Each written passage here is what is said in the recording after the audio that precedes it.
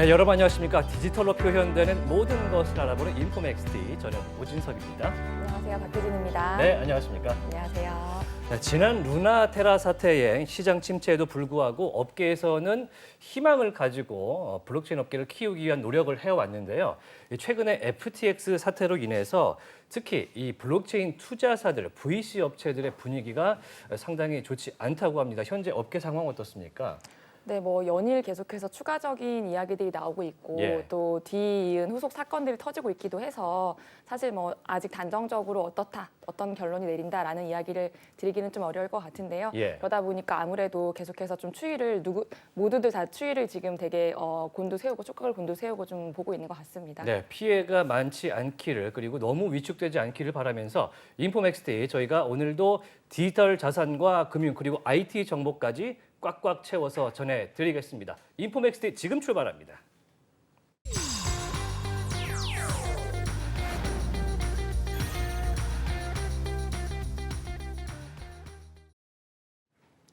네, 차고 넘치는 정보 속에서 균형 잡힌 전문가의 인사이트를 만나보겠습니다. 인포맥스 인사이트인데요. 오늘 만나볼 분 어떤 분일까요? 네, 블록체인 에반젤리스트로 이제 많은 어떤 블록체인 기술이나 철학 같은 것들을 대중들에게 또는 혹은 정책 입안자들에게 알려주시는 이런 역할을 하고 계시는 중요한 분을 모셨습니다. 오늘 최하인 박사님 모시고 이야기 나눠보도록 하겠습니다. 안녕하십니까? 안녕하세요. 안녕하십니까?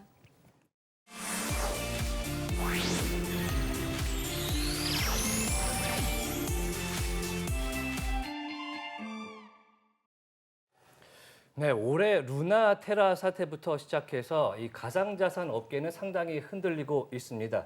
특히 이 FTX발 가상화폐 위기가 다른 거래소나 이 투자사까지 번지지 않을까 상당히 걱정이 되는데요.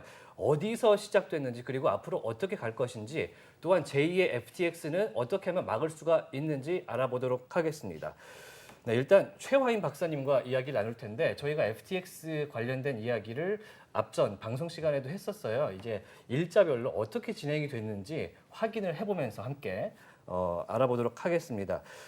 최초 이제 FTX가 문제가 됐던 것이 이제 한 언론사의 보도로 시작이 됐었잖아요. 네, 그렇습니다. 11월 2일 그 코인데스크 US에서 FTX의 자회사인 알메리다 그 리서치의 재무제표에 대한 부실성을 문제 삼으면서 이것을 창펑자오 즉 바이낸스의 CEO가 자신의 트위터로 이제 11월 6일 날 굉장히 학대 지생산을 하면서 FTX의 가장 주요한 코인은 FTT가 위기에 있다. 내가 그것을 모두 팔아치우겠다라고 공개적으로 저격을 했고 그래서 이것에 대해서 FTX가 이것을 22달러에 말하자면 장외 거래로 사겠다라고 하는 것을 거절하고 이것을 모두 거래소에서 대량 투매를 하면서 가격 급락이 발생하면서 이 위기가 시작되었습니다. 예, 그게 이제 대량 투매, 청산을 했다고 선언한 게 11월 7일이었는데 그러면서 이제 투자자들의 불안 심리가 가속화되면서 FTT, 특히 FTX에서의 뱅크런이 막 시작이 됐잖아요. 예, 그리고 이제 청산, 이제 파산에 직면했다는 위기가 돌면서 이후에는 실제로 파산에 이르렀고, 밟고 있죠. 그리고 이제 FTX의 CEO인 샘 뱅크먼 프리드는 사임을 하고 현재까지 온 상황입니다.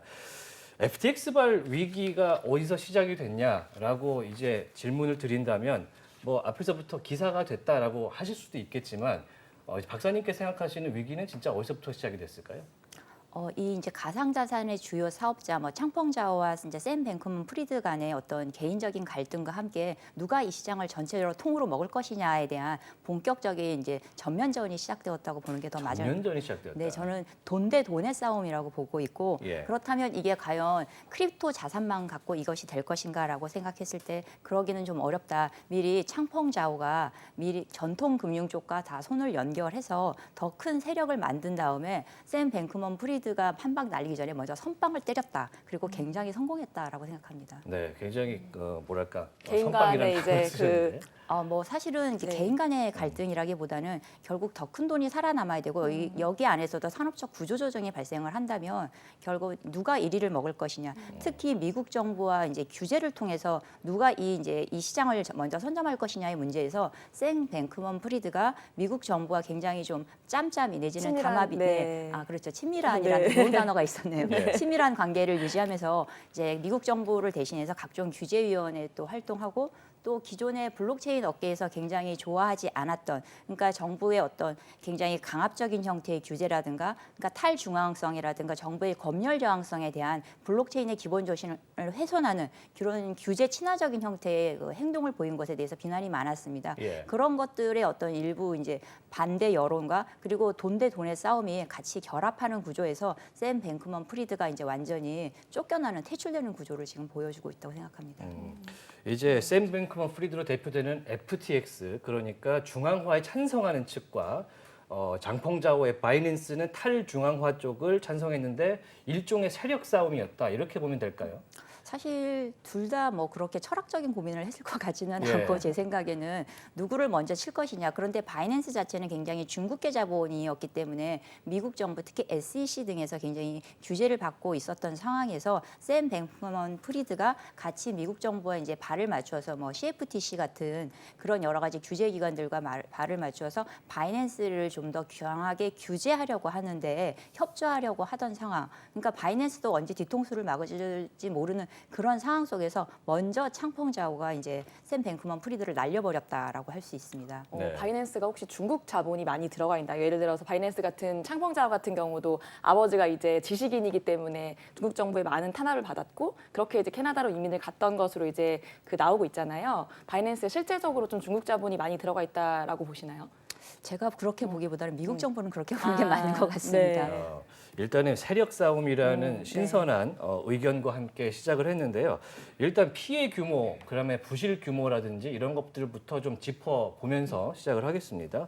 현재 처음에 보다 이제 보고됐던 피해 규모가 걷잡을 수 없이 많이 커졌습니다. 지금 어디까지 커졌을까요, 피해가? 처음에는 뭐 90억 달러다 뭐 그랬는데 뭐 어제는 500억 달러까지 되지만 실제로 이제 FTX가 관련되어 있는 여러 이제 프로젝트라든가 아니면은 뭐 파생금융 그러니까 디파이 이쪽까지 합친다면 계속 이것이 가격이 폭락된다면 사실 지금 500억 즉 우리나라 돈으로 66조 정도 되는데 이 돈을 훨씬 더 초과할 수도 있고 또 이것이 실제적으로 거래소들의 자산 뭐 이제 비유동성 자산이라든가 부동산까지 확대돼서 이게 파악됐을 경우에는 더 심각해질 수도 있습니다. 네. 그러나 아직까지 정확한 규모를 파악하기는 조금 시기적으로는 무리가 아닐까 그렇게 생각합니다. 예. 제가 기사를 찾아보다가 조금 놀랐던 부분이 FTX의 계열사가 130개가 넘는다라는 게 알려졌는데 어떻게 하면 130개가 넘을 수 있습니까? 그게 이제 분식회계와 여러 가지 이제 뭐 지주회사와 여러 가지 자회사 구조로 굉장히 굉장히 경쟁적인 형태의 확장세 위주로 되어 있는데 그렇게 외형에 이제 충실하다 보니 오히려 내실을 갖추지 못했다가 지금 샘 뱅크먼 프리드가 받고 있는 가장 큰 비난이고 사실 지금 샘 뱅크먼 프리드가 테라 루나 이후에 여러 가지 형태의 이제 그 세계적인 그 크립토 기업들을 자기가 회생하는 데 참여하겠다라고 했지만 실제로 그것도 뻥카라는 용어를 쓰면 안 되겠죠. 근데 사기였다. 실제로 그 돈이 없었을 것이다라는 이제 그런 비난들을 받고 있습니다. 어쨌든 샘 뱅크먼 프리드는 계속 이제 성장하기 때문에 성장하는 전형적인 어떤 그 우리가 보통 말하는 유사수신 다단계의 사기성 그런 형태의 조금 외형 위주의 그런 사업 구조를 가지고 있었던 것은 맞습니다. 뭐 최근에 보니까 일론 머스크가 트위터를 인수함에 있어서 그 창펑자오는 이번에 껴줬고 이제 샘 같은 경우에는 뭐 자기도 들어오고 싶다고 했는데 난 그가 돈이 있어 보이지 않았어 뭐 이런 식으로 이제 얘기를 했던 것이 또 화제가 되어서 나오고 있더라고요. 그러니까 그게 너무 웃긴데 일론 머스크가 그런 말을 할 자격이 있을까? 너무 자기랑 비슷해서 거울을 보는 것 같아서 사실은 하지 않았을 가능성이 더 있지 않을까.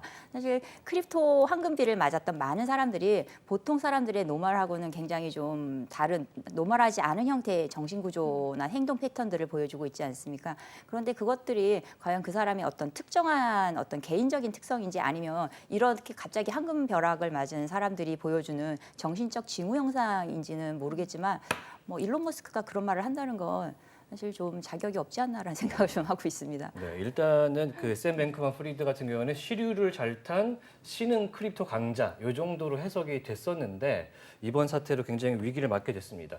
그러면은 이 FTX가 얼마나 부실했는지를 한번 자세히 들여다볼 텐데요. 이 부실하게 된 원인, 그 과정을 한번 설명해 주시겠습니까? 이제 기본적으로는 샘 뱅크먼이 가장 먼저 만든 게 알메리다 리서치인데 알라메다 리서치. 알라메다 리서치인데 네. 이름이 좀 어렵네요. 알라메다 리서치 자체가 그 FTX와 재무적으로 분리되지 않습니다. 그래서 알라메다 리서치가 여러 가지 투자를 했었던 것 자체가 FTX에서 자체 발행한 FTT인데 이 FTT는 유동성이 그렇게 있지 않습니다. 즉 시장에서 그렇게 사려고 하는 사람이 많지 않은데 예. 이것을 담보로 굉장히 많은 그 실제로 담보할 수 있는 액수보다 더 많은 형태의 대출을 받아서 계속 확장되어 왔습니다. 그러다 보니까 이게 완전히 이제 분식회계 허위 구조에 의한 재무제표가 아닌가라는 게 있었고 그리고 그렇다면 그 돈은 어디서 나왔을까 했을 때 FTX의 그 거래소를 이용하는 이용자들의 자산일 가능성이 크다. 예. 그렇기 때문에 이 거래소 이용자들이 자기 돈을 받지 못할 것이다. 그러니까 지불 준비금이 준비되지 않았을 것이다라는 리스크가 굉장히 시장 전반적으로 확산되면서 대규모의 인출 사태가 발생했고 그것이 현실에 지금 이런 가장 중요한 키포인트였다고 생각합니다. 예. 이제 해외 언론 보도를 보면은 루나테라 사태 때도 알라메다 리서치가 상당한 타격을 입었고 네. 이제 재정 위기가 오니까 FTX에서 이제 구원 지원을 투수로. 했는데 네. 그 돈이 고객 예치금이었다. 이런 얘기가 나오고 있습니다. 증권가 같으면은 이런 문제는 넘어갈 수가 없는 문제 아니겠습니까? 공시의 문제로 인해서 일단은 사실 말씀하신 것처럼 그렇게 이제 그 자본을 이제 쓴다면 그것이 회계라든가 이런 것들을 재무제표에 바로 드러나기 때문에 그 금융규제기관이 규제를 받을 수밖에 없는 상황에서 예. 쉽지 않은 구조이지만 사실 회계 부정은 전통적으로 뭐 2007년에 엘론 사태에서도 있었기 때문에 반드시 없는 상황은 아니라고 생각합니다. 다만 크립토 쪽은 이 회계 구조가 훨씬 더 불명확하고 또 이게 세법에 있어서 그 과연 이제 크립토가 어떤 자산에 속하는지도 명확하지 않은 상태이기 때문에 사실은 이와 같은 구조적 리스크는 더 큰 편이라고 할 수 있습니다. 네. 조금 전에 이제 앨런 사태를 언급을 해주셨는데 최근에 안 그래도 언론사들에서 해외 언론에서 이번 이 FTX의 이 도산 문제가 리먼 브라더스 사태냐 혹은 앨런 사태냐라는 것에 어떤 것에 방점을 둬야 하는 거를 두고 기사화를 하고 있습니다.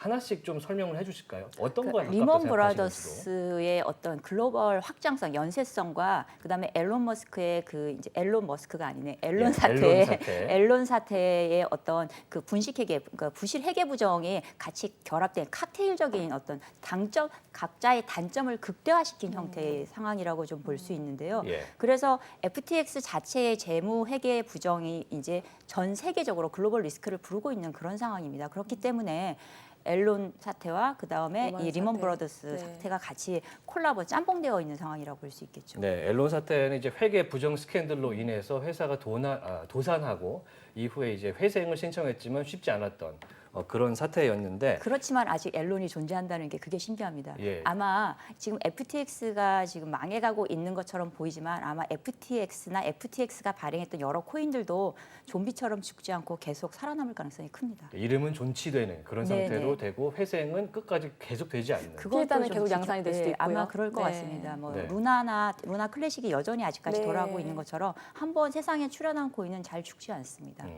여기서 재밌는 포인트를 제가 하나 발견한 바가 있는데 그 당시 이제 앨런 사태의 구원 투수, 패전 처리 전문 투수로 올랐던 이제 존 레이라는 사람이 있습니다. 신임 CEO로 당시에 이 사람이 이번에 이 FTX의 신임 CEO가 동일 인물이 됐습니다. 이걸 어떻게 해석해야 될까요?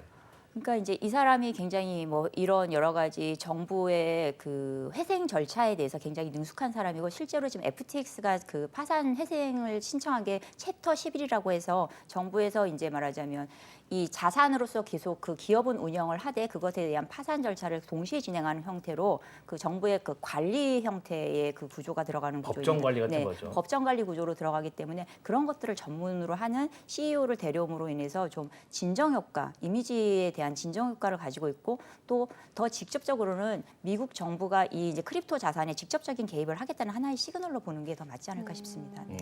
방금 전에 말씀하신 그 네. 미국 정부의 개입 시그널이 상당히 의미가 있다.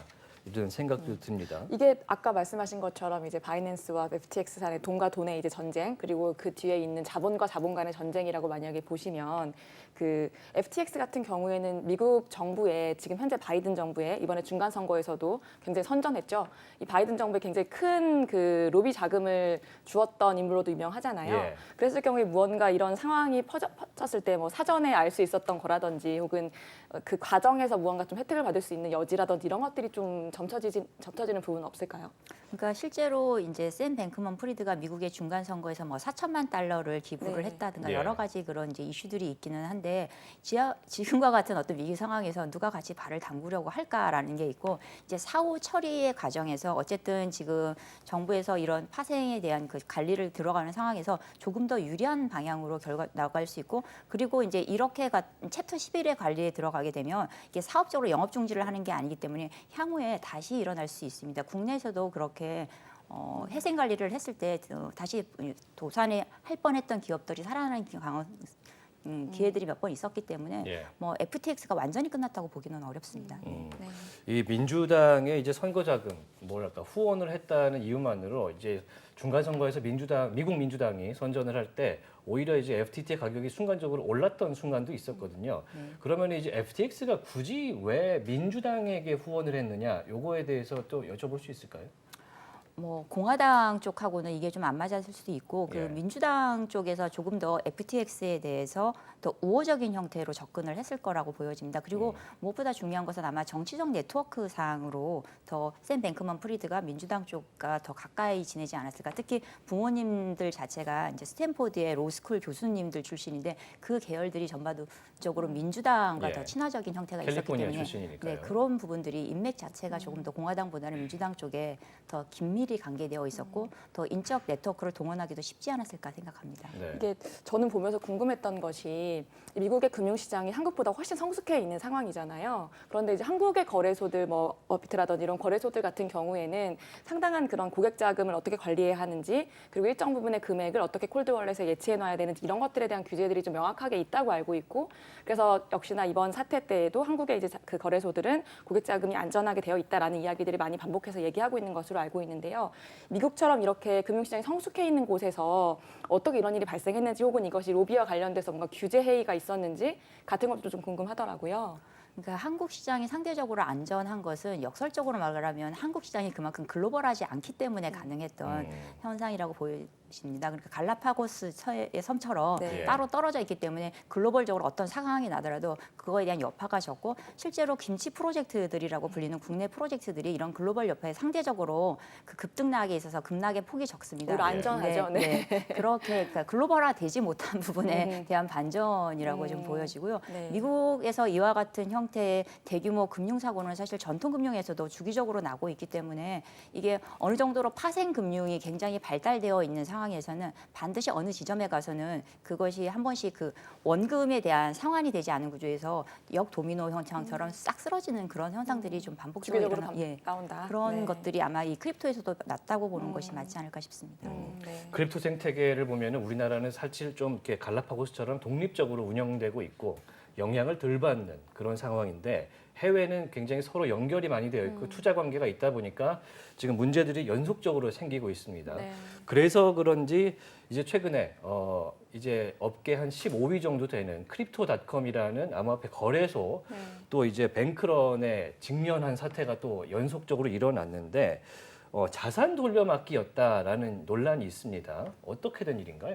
그러니까 크립토닷컴이 게이트.io에 뭐 대규모의 이제 이더리움을 보냈다가 다시 이제 백하고 돌려받고, 이런 것들이 네. 있는데 실제적으로 이런 자산 돌려막기는 전통 금융에서도 있었고 이제 이런 자산 돌려막기에 대해서 가장 먼저 시작이 된 것이 이제 창펑자오가 각각의 거래소들이 니네들이 지불 준비금을 얼마나 가지고 있는 것을 블록체인의 머클트리를 통해서 한번 다 까보자, 계좌를 다 까보자라고 이게 제안을 했고 거기에 대형 거래소들이 울며 겨자 먹기로 동참 선언을 했는데 실제적으로 그 자산을 다 가지고 있었을 가능성은 굉장히 적습니다. 그렇기 때문에 서로 빌려주고 빌리면서 그것들에 대해서 딱 그것을 입증해야 되는 그 시점에 머클트리에 그 계좌에 다 넣고 그것에 스냅샷을 찍어서 자 있지라고 하는 거지만 이것으로 사실 그 거래소가 지불 준비금을 다 가지고 있냐, 즉 고객이 맡긴 돈을 다 가지고 있느냐를 입증하는 것은 굉장히 한계가 있습니다. 네. 왜냐하면 거기에 넣은 다음에 다시 뺄 수 있는 거고 예. 그리고 또한 이 거래소의 어떤 재무 건전성이라는 것이 단순히 이 코인을 다 가지고 있느냐에서만 되는 것이 아니라 뭐 원금, 그러니까 그 각각의 피아트 화폐를 그대로 다 가지고 있느냐, 즉 거래소의 돈과 이용자의 그 자산을 분별 관리하고 있느냐, 그리고 이 돈이 대출인지 아닌지에 대한 이 재무제표를 모두 다 깠을 때만이 입증될 수 있는 구조입니다. 예. 또한 다른 한 측면에서는 과연 그렇다면 고객들이 맡기고 있는 자산을 다 가지고 있는 것이 또 그렇게 과연 자본 효율적인가에 대한 부분도 사실 좀 있기 때문에 만약에 이것을 금융기관이라고 본다면 은행이 그 고객이 맡긴 예금을 다 가지고 있어야 된다는 것과 동일한 논리를 적용해야 되기 때문에 그 부분에 대한 타당성에 대한 고민도 좀 해볼 필요가 있습니다. 네, 크립토 거래소의 재무 건전성, 건강하게 운영되느냐 이런 것들을 하나의 어떤 기준으로 예단하기 어렵다 이런 말씀으로. 그러니까 이것이 네. 크립토 거래소가 그냥 만약에 금융기관적 성격이 있다고 한다면 그것을 그대로 다 갖고 있어라라고 하는 것 자체가 사실 성립하지 않는 네, 기준일 수 그렇죠. 있는데 지금 같은 구조에서는 그런 논의 자체가 어려웠던 것이 워낙 갑자기 이런 FTX의 파산 자체가 급격하게 진행이 되었고 이것에 대한 전체적인 이니셔티브를 창펑자오 바이낸스 CEO가 가지고 있기 때문에 그 바이낸스 CEO가 하는 말대로 지금 시장이 움직이는 구조가 되어버려서 예. 그 사람이 하는 말대로 무언가 입증하지 않으면 안 되는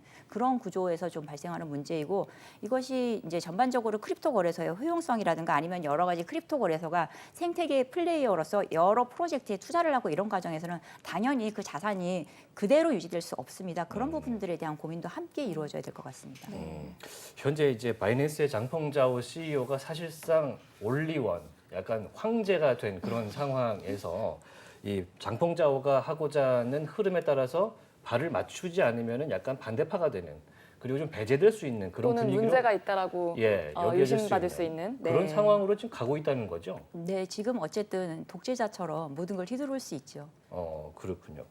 방금 조금 전에 이제 장펑자오 얘기를 하시면서 머클트리 준비금 증명이라는 용어를 쓰셨는데 이게 이제 블록체인상에 있는 장부를 공개한다.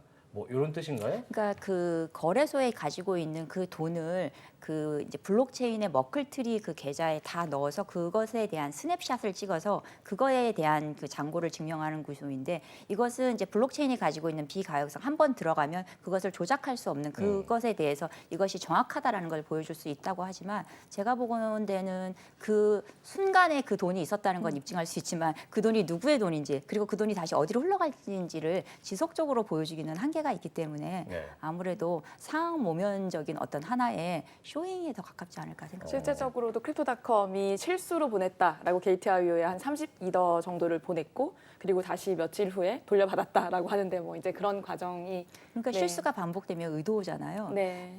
그런 실수를 제 계좌에 안 해주는 게 가장 안타깝습니다. 네. 그렇군요. 저도 그렇네요. 네. 그러니까 사실 지금 뭐 머클트리라는 블록체인상의 장부를 공개하는 게 지금 약간의 트렌드이자 뭐 그런 건데 여기서 지급 준비금 개념을 공개를 해야 되고 그러면 지금까지 해왔던 감사 보고서를 인정하지 않겠다는 느낌으로도 좀 들립니다. 그러니까 그 크립토 쪽에서의 그 감사 보고서에 대한 회계 기준이 아직 예. 명확하지 않습니다. 그건 뭐 국내뿐 아니라 미국에서도 마찬가지인데 크립토 자산을 어떤 식으로 회계를 해야 될지 여기에 대한 뭐 세법과 소득세를 어떻게 이제 매겨야 될지에 대한 기준이 아직 불명확하고 또 워낙 가격 급등락이 크기 때문에 이것을 기존의 피아트 화폐를 가지고 하기에는 좀 한계가 있는 부분이 있습니다. 피아트 전통화폐 네. 네네, 종이돈. 확보하기에는 네. 어렵다. 네. 법정통화라고 하죠. 네, 네. 그죠? 그럼 이제 머클트리 준비금, 블록체인 준비금 증명을 하게 되면 사실 업계 전반의 신뢰도 회복에 좀 도움이 되느냐? 그것도 좀 의문이긴 하거든요. 그러니까 지금과 같이 돌려막기에 오히려 이슈가 터지고 있는 상황에서는 오히려 문제를 키우는 하나의 방법이 될 수 있겠죠. 네, 장펑자오는 거기에 대해서는 따로 코멘트는 없었습니까? 그러니까 이게 이제 얼마나 큰 그림을 그리고 시작을 했냐인데 바이낸스라고 해서 저는 그 돈을 다 가지고 있었을 거라고 생각하지 않습니다. 왜냐하면 바이낸스도 이 생태계의 중요한 플레이어이자 투자자로서 여러 프로젝트에 투자를 했고 또 여러 새로운 프로젝트를 견인하고 있는 입장이기 때문에 과연 그 고객 예치금을 다 가지고 있는 게 현실적으로 가능하냐. 저희가 은행의 BIS 같은 것들을 할 때 그 돈을 100%로 가지고 있는 것이 아니라 뭐 2% 이런 정도지 않습니까? 퍼센티지로만 갖고 네네. 있죠. 그런 형태인데 크립토에서 그게 가능할 것인가에 대한 부분들이 있습니다. 그렇기 때문에 그리고 이것을 무엇을 기준으로 그냥 코인만을 단순히 기준으로 했을 때는 이것이 저희가 뭐 커브라든가 여러 가지 형태의 또 디파이라든가 대출 플랫폼이 글로벌하게 연쇄적으로 존재하고 있는데 이런 것들을 전혀 활용하지 않는다는 얘기가 되는데 현실적으로 가능한 이야기는 아니라고 보여집니다. 그렇다면 상봉자오가 왜 이렇게 머클툴을 통한 잔고 증명을 하자고 얘기를 했을까 했을 때는 무언가 다른 같은 플레이어, 생태계 플레이어들에게 겁을 주고 있다라고 저는 좀 생각이 들고 다른 의도가 네. 있다. 그리고 이제 이 부분에 대해서 전통 크립토 말하자면 거래소라든가 이 대형 플레이어들이 얼마나 취약한 구조로 있는지를 한번 다 보여주고 그럼으로써 전통 금융의 기존 플레이어들이 이 크립토 쪽으로 들어올 수 있는 하나의 중요한 계기를 마련해주고 있는 것이 아닌가 그렇게 생각합니다.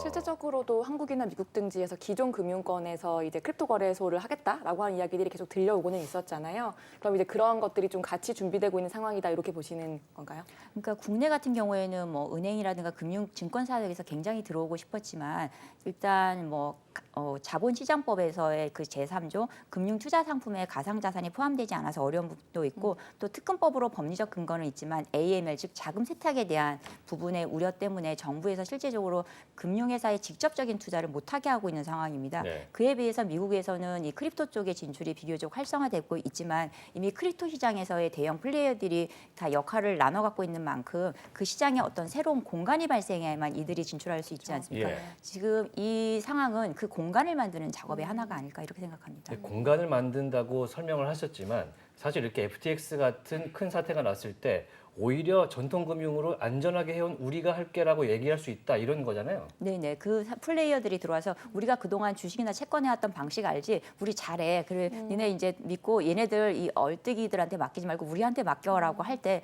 설득력이 높아지고 또 미 정부에서도 그 기존에 해왔던 규제 적용 대상들이 그 시장으로 진출할 때 훨씬 더 편하게 접근할 수 있는 부분도 있을 거라 봅니다. 예. 네. 예, 그래서 그런지 미국 백악관부터 시작해서 재무부, 법무부, SEC 이제 모든 규제기관이 일제히 나서서 한마디씩을 하고 성명을 있거든요. 발표하고 있죠. 네. 지금 방향성은 어떻게 판단하고 계신가요? 그러니까 이런 상황이 이제 뭐 테라 루나 때도 있었고 지금 FTX에서도 이런 상황이 발생하면 모든 각국 정부는 규제를 강화하고 싶은 욕구를 느끼게 예. 되고 실제적으로 규제 강화의 움직임으로 움직입니다. 그런데 중요한 것은 그 각국 정부 한 나라의 그 영내에서의 규제가 강화될 때 그 이용자들은 규제가 더 약한 역외로 이동해 버리게 됩니다. 그렇기 때문에 미국 같은 경우에 코인베이스의 브라이언 암스트롱이 그렇게 미국의 정부 규제가 강화될 때마다 이용자들이 자꾸 코인베이스에서 빠져나간다. 미국 이용자의 95%가 해외 거래소를 이용하고 있다라고 이제 절규에 가까운 예. 이야기를 하고 있는데 말씀하신 것처럼 정부 규제가 강화될 때마다 이것은 글로벌 자산 시장이기 때문에 더 리스키하고 규제가 없는 시장으로 이용자들을 보내버리는 그런 규제의 역설이 발생한다는 것이 지금 가지고 있는 상황의 가장 큰 문제점이라고 하겠습니다. 네. 네. 예, 규제 얘기를 저희가 해봤는데 앞서서 얘기했던 장펑자오 얘기로 잠깐 돌아가 보겠습니다. 지금 장펑자오의 책임론 얘기가 초반에는 잠깐 있다가 지금 조금 들어간 상황인 것 같습니다. 자체 부실이 더 문제다로 지금 가고 있는 것 같은데 이제 박사님 보시기에는 장펑자오가 의도성이 있다고 보시는 편인가요? 누가 봐도 그렇지 않을까요? 그 코인데스크 US가 어느 날 갑자기 그 공개되지도 않은 그 어떤 알라메다 리서치의 그 재무제표를 까서 보여주고 그것들을 맞춰볼 생각을 갑자기 자다가 번뜩 신의 계시처럼 받지는 않았을 거고 예. 분명히 내부 제보자라든가 조직적인 형태의 그런 구성, 설계가 있지 않았을까 그렇게 생각합니다. 그게 더 합리적 의심 아닐까요? 네, 의도성이 다분할 수 그리고 있다. FTX 역시 이제 BNB라든가 그 바이낸스 토큰, 이제 바이낸스가 만들어낸 상당 부분의 토큰을 가지고 있었지만 이것이 FTX가 발행했던 FTT를 비롯한 뭐 솔라나와 관련된 이런 토큰들은 일제히 가격이 떨어졌지만 바이낸스가 발행한 토큰들은 상당히 가격적으로 선방을 하게 됩니다. 예. 이것은 돈 대 돈의 싸움으로 본다면 그것에 대해서 충분히 그 매도 물량이 났을 때 매수할 수 있는 자금이 마련되어 있는 상황에서 준비를 해놨다. 해놓지 않으면 사실은 이기기 힘든 싸움이었는데 뭐 바이낸스는 거의 타격감이 없었던 것을 봤을 때는 이미 상당히 준비가 왁구를 다 만든 다음에 들어왔다라고 그렇게 생각합니다. 네, 모양새를 만들었다. 이런 건 어떻게 보세요? 이게 또 그런 이야기도 있습니다. 이게 물론 그렇게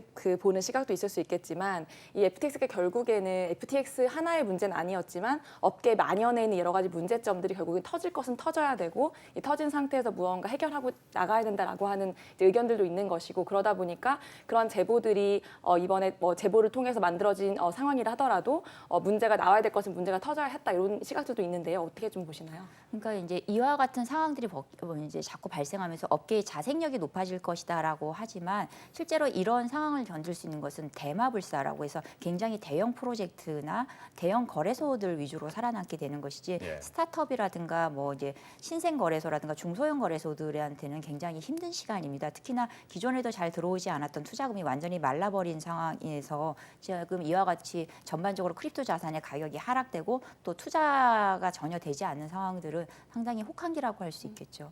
그래서 이 업계 자생력이라는 것은 적어도 생태계가 어느 정도 완성된 뒤에 그 자생적인 부분이 있고 그리고 모든 것을 완전 무결하게 무균 상태로 만들면 아무것도 살지 못하는 상태가 되기 때문에 사실은 굉장히 좀 딜레마가 있는 부분도 있습니다. 네, 네. 지금 생태계 얘기를 해주셨는데 안 그래도 이제 FTX와 관련됐던 업체들, 투자사들, 뭐 세쿼이어 캐피털, 소프트뱅크, 타이거 글로벌, 네. 뭐 테마섹 이런 곳들이 상당히 어려움을 겪고 이제 고객들한테 우리는 문제 없다라는 거를 굉장히 강하게 어필을 해야만 하는 그런 상황이 오고 있습니다.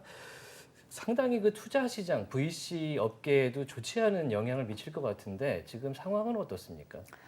그러니까 지금 이제 크립토 시장 쪽으로 더 진출하지 않을 것이다라는 부정적인 전망도 있지만 실제적으로 뭐 부동산이나 주식, 채권 시장 전체가 다 안 좋기 때문에 예. 마코이치의 포트폴리오 분산 이론에 따라서 그래도 비교적 상관성이 적은 이 크립토 쪽 투자를 멈출 거라고 생각하지는 않습니다. 그리고 실제로 지난 2년간 기관 투자자들의 이 크립토 쪽 진출은 22배나 늘어날 수 있었기 때문에 아마 지금 같은 시기에 돈 있는 기관 투자자들은 싼 값의 비트코인을 잔뜩 사지 않을까 그렇게 생각합니다.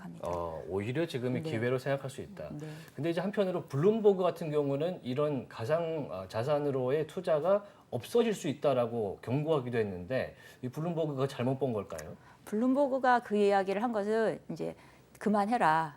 니네 이제 먹을 만큼 먹었다. 이제 많이 먹었다. 이제 예. 그 이제 영화 대사 같은 얘기를 하면서 이제 그만하라고 하는 시그널을 보낸다고 하는 게 더 맞을 것 같고요. 네. 이게 이제 더 좀 장기화되면 크립토 시장 자체가 굉장히 폭락돼서 다시 반등하기가 쉽지 않고 그리고 말씀하신 것처럼 실제로 정말 전통 금융이라든가 기관 투자자들의 투자금 유입이 중단될 가능성도 없지 않기 때문에 네. 그거에 대한 시그널을 보내는 하나의 좀 선제적 인 형태라고 보여지는 게 맞을 것 오히려 같습니다. 완충 장치로 네. 지금 네. 쓰고 있는 것이 블룸버그의 입장인 것 같고 이런 와중에 이제 장펑자오 문제의 그 장펑자오가 크립토 프로젝트를 위한 그 기금을 만들겠다고 또 선언을 했습니다. 네. 이게 이제 1인자의 여유인가요? 그분은 그 크립토 기금을 2019년 그때도 한번 이야기를 했었던 것 같아요. 예. 그때 이제 한번 바이낸스가 대규모 해킹을 당하기 전에 그걸 만들자고 해서 나중에 해킹을 당하고 나서 그 돈으로 메꾸자 뭐 이렇게 얘기를 한번 한 적이 있었기 예. 때문에 뭔가 그 펀드에 대한 그 약간 향수병 같은 게 있는 것 같습니다만 그 펀드를 만들어서 어떻게 관리할지라든가 그리고 이제 그렇게 대규모의 돈이 모이면 정부 개입이 어쩔 수 없지 않은 상황입니까? 그런 여러 가지 분들에 대한 설계가 없이 그런 기금 마련을 얘기하기는 좀 어렵지 않을까라는 생각이 들고 또 그게 과연 그렇게 효과적으로 들어갈까? 이런 생각도 좀 듭니다. 이게 만약에 뭐 전혀 기관 투자자들이라든가 어떤 일반인들에 대해서 관계없이 투자자들만 일반 개인 투자자들 혹은 특정 거래소들만의 관련 있는 문제라고 한다면 그 기금이 마련된다고 한들 그 기금을 통해서 그것을 어떻게 구제할 것이냐에 대한 기준점 마련이 사실 더 큰 숙제가 예. 될 수 있거든요. 예. 그럼 국내에서도 사실 지난 테라루나가 발생했을 때 기금 모금에 대한 이야기가 잠깐 정치권에서 나왔는데 동일한 문제가 있습니다. 네. 뭐 힘든 하지만 포텐셜이 있는 프로젝트들은 나에게 연락해라 이제 이런 이야기들을 하더라고요. 근데 사실 이제 샘 같은 경우도 그런 걸로 유명해진 부분도 있었잖아요. 무언가 좀 낙후된 어려운 열악한 혹은 초기의 플레이어들에게 무언가 어떤 구제금융이라든지 혹은 도움을 지원해주고 뭔가 키워주겠다 약간 이런 것으로 좀 영향력을 행사하는 부분도 있었었는데 이게 좀 트렌드인가요? 이러한 그 업계 1위를 자리를 고수하고 싶은 자들이 예전에 미국 같은 경우도 뭐 전 세계 경찰이다 약간 이렇게 했던 것처럼 뭐 그런 걸 좀 담고 싶은 욕구들이 있는 걸까요? 그러니까 이제 돈은 벌었겠다 여기에 이제 뭐 말하자면 명예도 갖고 싶은 건데 그 본인이 얼마나 철학적인 부분을 고민하고 있는지 그러니까 돈의 문제 내가 돈 욕심만 있어라고 하면 좀 사람이 추해 보이니까 그것 예. 외에 뭔가 그 너머에 지평선을 꿈꾸고 있다 뭐 오브 더 레인보우를 얘기를 하고 싶지만 실제적으로 블록체인에서 철학을 이야기할 수 있는 사람은 비탈릭 부테린이 유일하지 않을까 싶습니다. 이제 바이낸스에서 기금을 모금할 때 이제 큰 이제 프로젝트 지원사들이 들어오게 되면 전부 바이낸스와 관련이 될 것이고 그러면 큰 생태계를 꿈꿀 수 있기 때문에 이런 형태로 말을 하는 거다 이렇게 볼 수도 있겠네요. 그렇지만 실제적으로 바이낸스가 이제 바이낸스 BNB 체인도 지금 계속 여러 가지 문제들이 발생하고 있기 때문에 이렇게 이 크립토 글로벌 시장이 바이낸스 하나의 1인자에게 지나치게 영향이 집중되는 것이 안전할까? 오히려 마치 지난 그 테라루나 때 앵커 프로토콜의 전체 자산의 75%가 거기에 모여 있기 때문에 거기서 갑자기 이제 뱅크런이라든가 이런 것들이 발생했을 때 전혀 그것을 리스크를 분산시키는 효과가 발생하지 못했던 그런 위기가 크립토 시장 전체에서 발생할 수 있기 때문에 저는 그렇게 긍정적으로 보지는 않습니다. 1인자의 등장이 반갑지만은 않다. 네, 오히려 시장 전체의 리스크를 굉장히 키울 수 있고 공격에 취약하게 만들 수 있습니다. 계란이 한 바구니에 담기는 네, 맞습니다. 상황인 거죠. 어떤 네. 혹자는 이제 농담으로 크립토 시진핑이다 이런 표현을 하기도 했는데 그렇게 뭐랄까 1인 독재 위주로 가지는 않기를 바라면서 이제 그러면은 이제 우리 시장, 금융시장 영향도 좀 알아봐야 될 것 같습니다. 사실 크립토 시총이 기존 금융시장, 미국 주식시장에 비해서 뭐 몇십 분의 1에 불과합니다만 상당히 연관이 조금씩 되어가고 있는 상황이기 때문에 없을 수는 없거든요. 그러니까 가장 중요한 게 이제 금융에서는 위험 회피 심리가 전이되는 것이 가장 위험한데 실제로 전 세계 자산에서 크립토가 차지하는 비중은 한 1%가 조금 넘는 걸로 파악되고 있습니다. 그런데 2008년에 리먼 브러더스 사태에서의 그 시작도 1%가 약간 넘는 그 채권으로 시작이 되었기 때문에 사실 전 세계 금융을 위기에 빠뜨리기엔 충분한 규모라고 볼 수 있고 그리고 이제 계속 이것을 투자 시장에서 돈을 빼기 시작을 한다면 그것이 언제든지 전통 금융 상품으로 넘어갈 수 있다고 보여집니다. 네. 이제 규제 섹션으로 한번 넘어가 보겠습니다. 이제 우리가 어떻게 이걸 막을 수 있고 어떻게 하면 좀 더 안전하게 할 수 있는지를 얘기를 해봐야 될 것 같은데 이번 사태를 보면서 또 많은 분들이 느끼는 게 이 가상자산, 가상화폐를 발행하는 발행인, 퍼블리셔가 문제다. 이런 지적을 하시는 분들이 상당히 많습니다. 이 발행자의 역할에 대한 고민이 필요한 것 같은데요. 여기에 대해서 어떻게 생각하시나요? 근데 그 부분이 굉장히 어려운데 발행자, 그러니까 만약에 국내에서 뭐 발행을 아예 못하게 한다던가 아니면 이것을 굉장히 제한한다고 하더라도 그 규제 영역 밖에서 발행을 해서 거기서 유통시켜서 다시 국내로 들어오는 것을 막을 수가 없다는 즉 글로벌 자산 시장이라는 어떤 그 특징이 가지고 있는 리스크가 너무 크기 때문에 그렇게 하고 있죠, 네. 실제로. 그래서 사실은 규제가 그렇게 효과적이지 않고 오히려 그것이 기존 스타트업들이라든가 이런 규모가 영세한 형태의 프로젝트들한테 그 규제의 하중만 계속 가중시키는 그런 부작용이 발생한다는 게 사실은 가장 큰 문제인 것 같습니다. 오히려 이제 칸막이가 없는데 만들려고 하는 게 부작용이 될 수 있다. 그러니까 반드시 투자자 보호를 위해서 필요한 부분들이 있고 실제적으로 이제 대마불사라고 해서 굉장히 뭐 불공정 거래를 반복하고 있는 대형 업체들이 국내에도 있고 국외에도 있습니다만 이 사람들은 그렇게 규제가 발생하면 자기네들은 규모를 스케일업 했기 때문에 해외로 나가버리면 끝인데 이제 남아있는 빠져나갈 수 없는 형태의 그 중소형 프로젝트들은 거기서 그 규제를 모두 다 감당을 해야 되는데 가지고 있는 역량상 사실 그 규제를 감당하기가 쉽지 않습니다. 규제의 원인이 된 곳들이 오히려 뭔가 보완이 되는 것이 아니라 애꿎은 피해자들이 만들어질 수 그렇죠. 있다. 그 이렇게 생태계를 보시는 거죠. 교란한 다음에 자기는 유유히 빠져나가 네. 버리니까.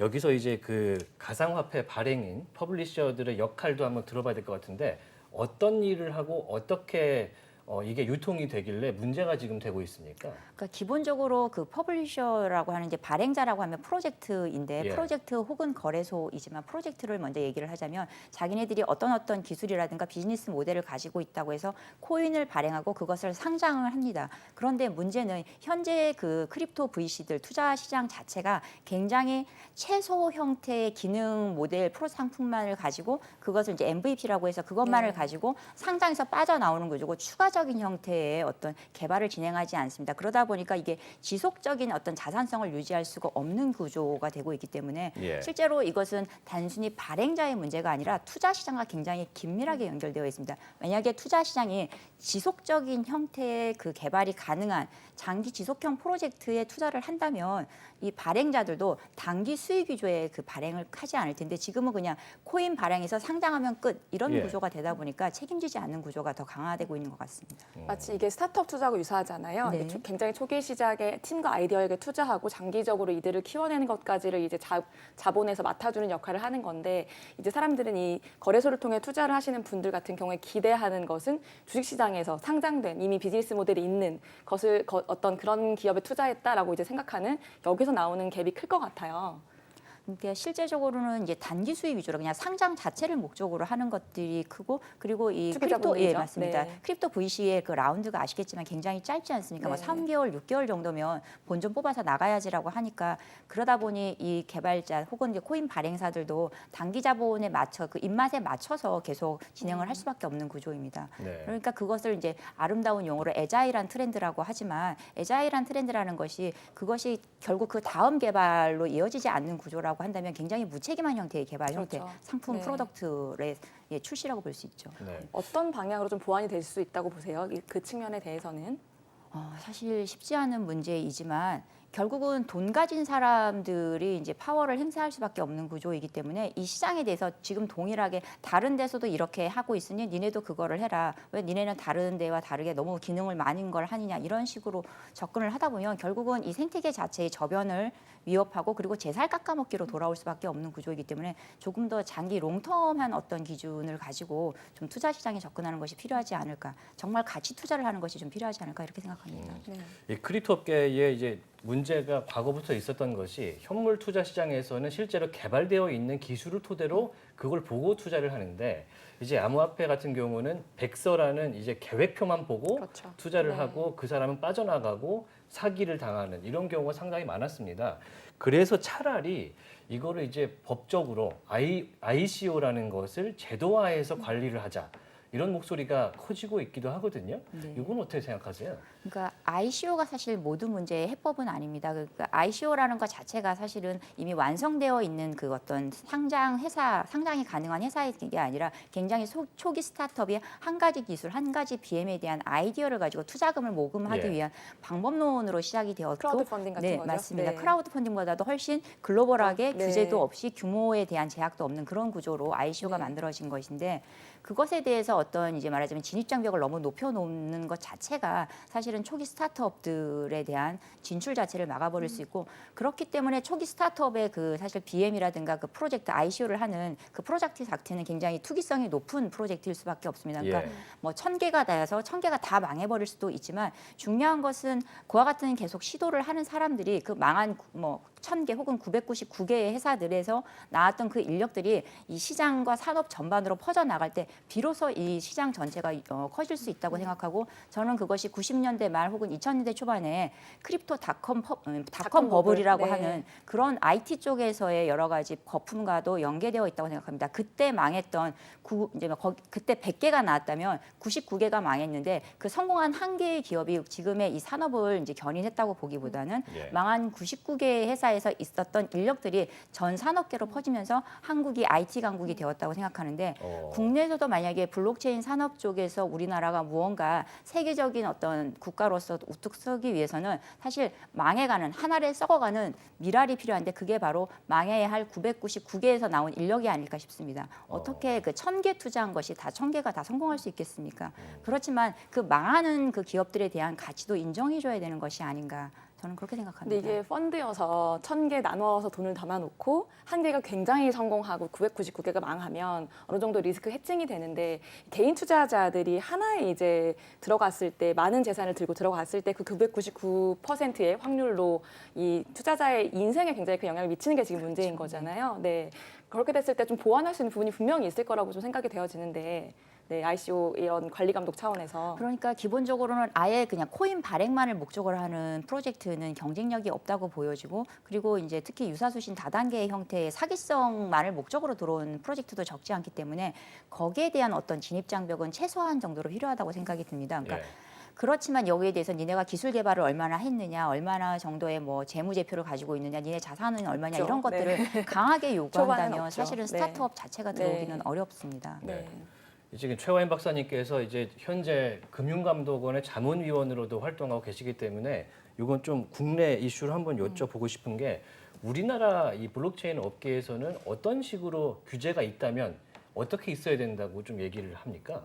지금 우리나라 같은 경우에는 사실 특근법에 의한 가상자산에 대한 기본적인 규제가 있지만 그것을 뛰어넘는 그 창구지도에 의해서 굉장히 강력한 규제가 실제적으로 적용되고 있고 네. 그것이 명확하지 않고 그 이제 관련되어 있는 규제 기관들의 입맛에 따라서 상황적으로 돌변하고 있기 때문에 사실은 더 큰 어려움을 느끼고 있다고 보여집니다. 예, 부처마다 통일된 기준을 좀 적용해야 되고 또 네. 업계와 진흥과 이제 지원을 위한 것도 좀 나와야 되는 상황입니다. 실질적으로 강제하고 금지하진 않지만 말씀하신 창구지도처럼 사실상은 못하게 막는 이런 법률들이 많은 거죠. 맞습니다. 네. 그리고 이것이 어쨌든 금융 상품으로서의 증권적인 성격도 가지고 있지만 실제로는 기술 산업의 한 새로운 영역이기 때문에 그렇죠. 이것을 너무 금융 규제적인 입장으로 하면 이 기술 산업적인 부분이 완전히 이제 망가지는 구조라는 점에서 그 가지고 있는 딜레마가 있습니다. 물론 규제 기관으로서는 투자자 보호에 대한 부분을 놓칠 수 없기 때문에 기존에 해왔던 전통적인 금융 규제 방식을 계속 적용하고자 하지만 여기서 이제 발생될 수밖에 없는 딜레마, 충돌이 있습니다. 그리고 그것에 대해서는 아직까지 전 세계적으로 정답을 가지고 있는 나라는 없고요. 그 규제 당국에서 지금 기술에 대한 이해도를 높이기 위한 많은 노력들을 진행을 하고 있나요?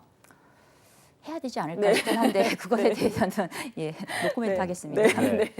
그래서 이제 우리나라에서도 이제 앞서 말한 것처럼 우리나라의 이제 해당 업권법이라 그랬죠. 가상자산을 법률의 테두리 안에 넣어야 한다는 여론이 커지면서 국회에서도 이제 입법이 되고 있고 아직 통과는 되지 발의가 않았습니다만 되고 있죠. 네, 상당한 얘기가 나오고 있는데 어떤 게 좀 나오는지 소개 좀 해주시겠습니까? 그러니까 기존에 작년까지 한 14개 법안이 이제 입법 이제 뭐 개정안이나 제정안들이 나와서 그것들에 대한 공통된 요소들만을 뽑아서 이번 이제 10월 31일 날 윤창현 의원의 대표 발의와 그다음에 백혜련 의원의 이제 대표 발의가 이루어진 상황입니다만 이제 여기서 문제는 기존의 이제 특근법에 있는 가상자산의 규정을 그대로 디지털 자산에 가지고 왔다는 점 한 가지와 그다음에 역의 행위를 국내법에 그대로 적용을 하겠다고 하는 부분들이 있는데 그렇게 되었을 경우에 뭐 이더리움이라든가 이런 대형 해외 프로젝트들 내지는 탈중앙화된 프로젝트들이 국내에서 어떤 행위적인 영향을 미친다고 하더라도 그들은 전혀 국내법에 적용을 받지 않고 그렇죠. 오로지 김치 프로젝트들만 이 법적 하중이 다 몰릴 것이라는 것이 역차별이 명확한 발생할 수 있는. 명확한 네. 상황이기 때문에 이 글로벌 시장에서 오히려 국내 프로젝트들이 뭔가 굉장히 많은 규제의 족쇄를 달고 시작을 해야 되는 좀 불평등한 상황이 발생하지 않을까 그런 우려가 있습니다. 최근에 14일이죠. 국회에서 가상자산 관련 간담회가 있었는데 여기서 이제 FTX 사태가 일어난 시점이기 때문에 이런 발언이 나왔습니다. 질서 유지와 진흥과 지원을 구분해서 2단계로 나뉘어야 된다. 먼저 1단계인 질서 유지가 있어야만 2단계로 갈 수 있다. 여기에 대해서는 어떻게 보십니까? 그러니까 이 규제 기관에서 이것을 한 술에 이제 첫 술에 배부를 수 없기 때문에 단계적인 규제를 적용하자라는 합리적인 이제 의견의 일부라고 보여지는데 문제는 그 합리적 규제에 있어서 그 규제를 적용하는 시점과 그다음에 진흥을 적용하는 시점 간의 그 격차가 큰다든가 아니면 그것이 순차적으로 제대로 이루어지지 않았을 경우에 규제만 굉장히 강화된 형태가 되고 네. 그리고 이 규제가 적용되면 어쨌든 이것을 견뎌낼 수 있는 대형 프로젝트들과 달리 중소형 프로젝트들은 거기에 맞는 여러 가지 뭐 공시 기준을 맞추고 이런 자본 요건을 맞추는 것 자체가 어렵기 때문에 그 부분에 대한 우려는 지속적으로 존재하고 있다고 보여집니다. 너무나 강한 규제는 생태계를 고사시킬 수 있기 때문에 좀 고려를 해야 된다. 그런 입장이시군요. 그 가상자산 시장의 이제 관리 감독 지원, 뭐 동시에 할 수 있는 감독청에 대한 얘기도 많이 나오고 있습니다. 이게 많은 분들이 이 관리 감독을 전담하는 이 부서가 있어야 된다. 혹은 그런 기관이 있어야 된다고 얘기를 하고 있습니다. 여기에 대해서 좀 어떻게 주장을 하고 계시는데 좀 더 자세하게 내용 부탁드리겠습니다. 그러니까 뭐 한마디로 말하면 금융이라든가 금감원, FIU 같은 기존의 전통 금융 규제 기관들이 가상자산 혹은 디지털 자산에 대한 규제를 적용하면 금융 규제의 일변도가 될 테니 니네 말고 좀 기술 좀 더 잘 아는 기관이랑 콜라보를 해라라는 게 아마 이 핵심인 것 같습니다. 예. 그렇게 해서 그 전통 금융적인 형태의 이제 사후 피해자에 대한 규제 위주 내지는 그 프로젝트에 대한 규제 위주보다는 선제적으로 어떠한 뭐 프로젝트가 위험하다 내지는 디파이의 어떤 스마트 컨트랙트가 굉장히 해킹 위험성이 있다라는 것을 사전 정보 제공적인 형태로 해주는 것이 타당하지 않겠는가라는 그 위주고요. 그리고 실제적으로 이 산업에서 피해가 발생하는 것은 사실 막을 수 없는 부분도 있습니다. 왜냐하면 굉장히 리스크한 어떤 아직 가보지 않은 어떤 성공 모델을 이루지 못한 형태의 프로젝트들이 대부분이기 때문에 상당히 많은 부분들에서 리스크가 있지만 그런 것들에 대한 리스크를 사전 공지해 주는 것이 더 타당하지 않은가라는 생각이 듭니다. 그 부분이 신산업이 성장할 수 있는 적어도 어느 규모 이상 정도까지는 갈 수 있는 기회를 주는 그런 방안이 아닐까 생각합니다. 네. 여기서 확인할 수 있는 게 이제 당국에서는 금융 그리고 자산의 일종으로 보고 규제를 이제 금융, 증권법 쪽으로 가려고 하는 거고 일반적인 이제 블록체인을 좋아하시는 분들, 크립토 업계에 있는 분들은 IT 기술의 일부로 보는 경향이 있는데 이제 박사님은 어느 쪽에 좀 더 가까우신지.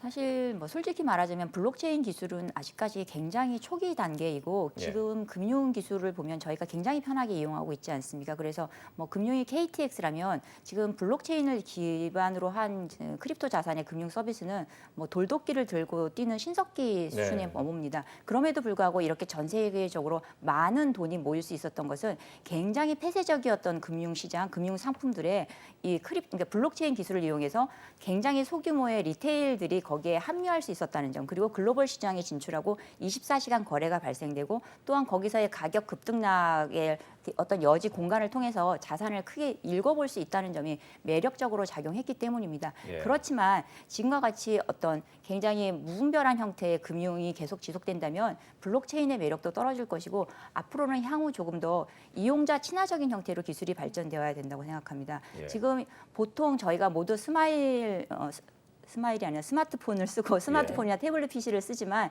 저희가 그 OS를 알고 쓰지는 않습니다. 뭐 안드로이드가 어쩌고 iOS가 어쩌고 알지 못하지만 굉장히 편하게 쓰고 있는데 지금 블록체인 같은 경우에는 뭐 메타마스크 같은 경우에도 블록체인의 기본적인 이해를 적어도 이 네트워크가 무엇인지를 모른다면은 오전송을 통해서 자신의 자산을 상실할 수 있습니다. 그와 같이 이용자에게 기술에 대한 이해를 계속 강요하는 형태에서 좀 벗어나서 이용자 편의적인 형태로 기술이 좀 발전되어야 되지 않을까 그렇게 생각합니다. 말씀하신 것처럼 이 리테일 투자자들의 하이 리턴에 대한 기대감 그리고 가능성을 열어준 측면에서 이 관심도가 분명히 보여지기는 하나 하이 리턴에 언제나 수반되는 하이 리스크에 대한 부분들을 투자자들이 인지하고 있었는가 이 부분에 대한 사실 한계가 있었던 것 같아요. 네, 맞습니다. 그런 차원에서 말씀해주신 어떠한 그 유저 프렌들리 소비자 그 투자자들이 뭔가 좀 더 친화적으로 볼 수 있는 것도 중요하지만 이 하이 리스크라는 측면의 어떤 교육적인 부분들 알려주는 부분들 이런 부분들도 좀 필요하지 않을까 생각이 드는데 어떻게 생각하세요?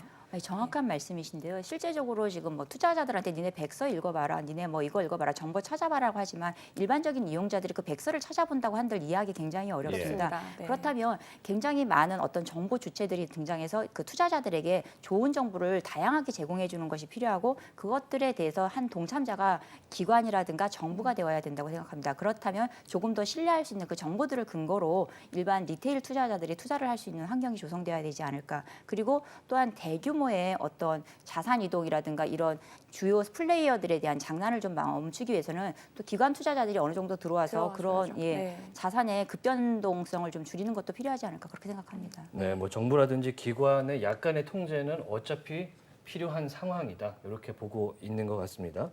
그럼 이제 FTX 사태로 다시 한번 넘어가 보면요. 우리가 이제 FTX 사태의 진행을 현재 진행으로 보고 있지만 앞으로 이런 게 좀 없어야 되지 않겠습니까? 법 규제 외에 필요한 게 있다면 어떤 게 좀 있다고 보십니까?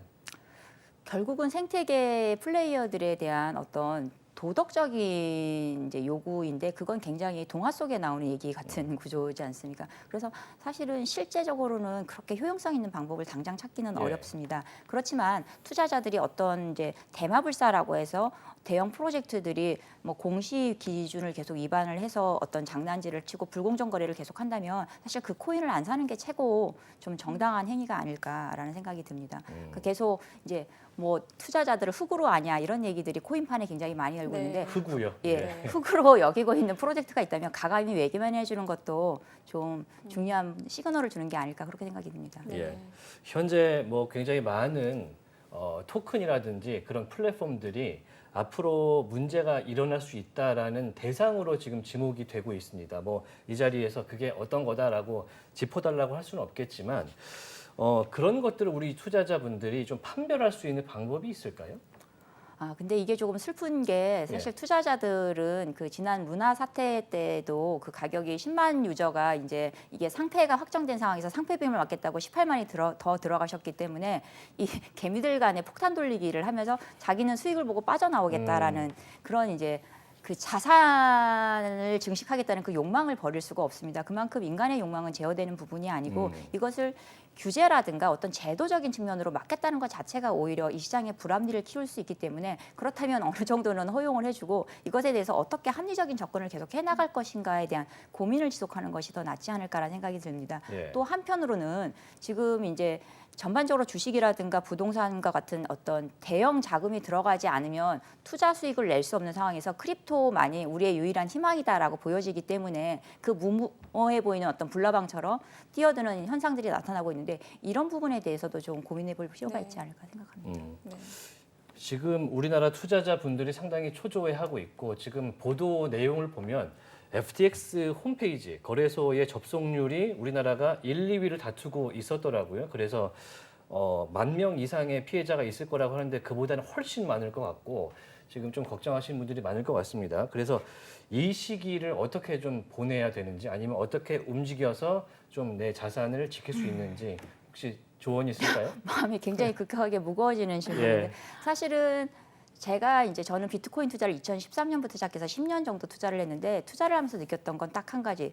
돈을 버는 건 오로지 운의 문제입니다. 그러니까 저희가 정말 나쁜 코인을 사도 타이밍만 좋으면 돈을 벌 수 있기 때문에 내가 선별해서 샀지만 그 코인으로 돈을 잃으면 사실 내가 운이 없었다라고 보는 게 가장 합리적입니다. 다만 슬픈 것은 그 돈을 벌면 운이 좋아서 돈을 벌었습니다라고 하면 저 사람 참 겸손하고 좋네지만 돈이 없어서 잃었습니다라고 하면 저러니까 망하지라고 욕을 먹습니다. 알고리즘은 똑같은데 결과값에 따라서 그 평가가 달라지기 때문에 마찬가지로 손실이 났을 경우에 그것에 대해서 너무 좌절하지 마시고 조금 기다려 보시는 것도 방법입니다. 그리고 이제 뭐 워낙 암호화폐 시장의 타임은 보통 시간보다 5배 이상 빠르고 또 급등락이 심하기 때문에 이 가격이 하락했을 때 그것에 대해서 너무 단기 손실 위주로 반응을 하기보다는 조금 더 기다려보는 것도 방법일 수 있고 또 처음부터 너무 리스크한 코인을 사지 않는 것이 좋다고 생각합니다. 네.